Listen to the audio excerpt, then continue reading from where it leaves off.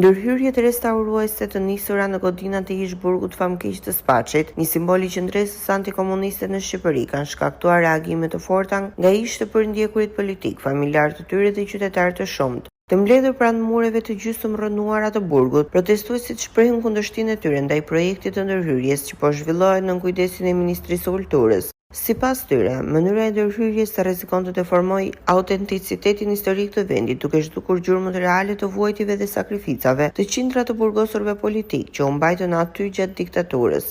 Ajo që ka shtuar më tej zemërimin e komunitetit është se punimet po kryhen në kuadër të përgatitjes për një film artistik, i cili do të xhirohet në ambientet e ish-burgut. Ish të përndjekurit dhe përfaqësues të organizatave të kujtesës historike e shohin këtë si një banalizim të dhimbjes dhe një rrezik real për fshirjen e kujtesës kolektive. Ata kërkojnë pezullimin e menjëhershëm të punimeve, si dhe rishikimin e plot të projektit, duke e konsultuar me komunitetin e ish të përndjekurve politik dhe me ekspertë të trashëgimisë kulturore dhe historisë së komunizmit. Spaçi nuk është thjesht një vend, është një plagë e hapur që nuk mund të zvendcohet me skenografi filmi. Çdo ndërhyrje që deformon realitetin e tij është një fyerje për ata që kanë vuajtur aty, u shpreh një nga pjesëmarrësit në protestë. Gjithë të përsekutuarve ju bën thirrje për sensibilizim, të rimendojnë dhe të rivendosin një riparim të asaj natyre ku të mos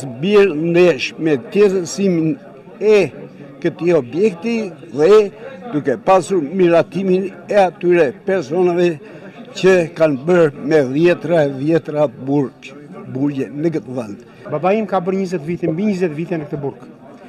Po kur ka marrë te dera, kjo tjetërsimi nuk më shpije dot në burgun e babës. Më shpije diku gjetë në kampe. Sikur pas kemi qenë në kampe. Këtu ka qenë derë me gjëmba që e kam njohur babën, pas gardit me gjëmba. Pra, këto tjetërsimi nuk është më ajo faqe ati burgu që kanë vuar prindit tanë dhe ne që erdhëm këtu për t'i parë. Këto mos të mulohen, mos të kamuflohen vujtjet që kanë kalu të burgosur politik, që janë me mira dhe që një regjim i ri kërkon t'i kamuflojë. Këtu ne na kujtohen ato vujtjet e tona si fëmijë kur vishim me taku babën në Spaç. Kështu që për disa vite, për 27 viteve të kreu një burg kaq të rënd si përndjek politik. Nuk do ta lejojmë kurrë si tjetërsimin e këtyre rrënojave. Na absolutisht jemi dakord që të mirëmahen, por duke mos tjetërsuar të vërtetën që kanë vuajtur të burgosurit këtu.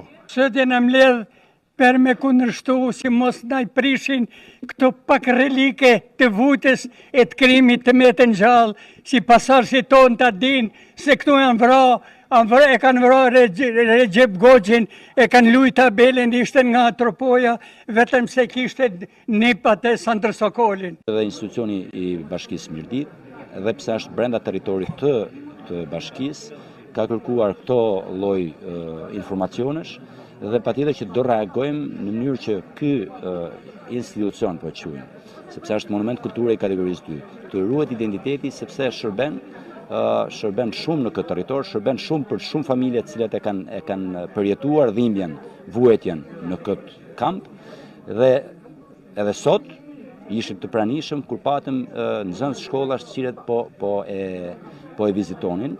Dhe në këtë mënyrë nuk duhet tjetërsuar identiteti i këtij burgu për shkaqe që gjithë tashmë i di. Protestuesit u bën thirrje autoriteteve qendrore për reflektim dhe transparencë lidhur me projektin i cili mbetet me të njëjtat fizionomi për të mbajtur gjallë kujtesën e të dënuarve politik nga sistemi komunist.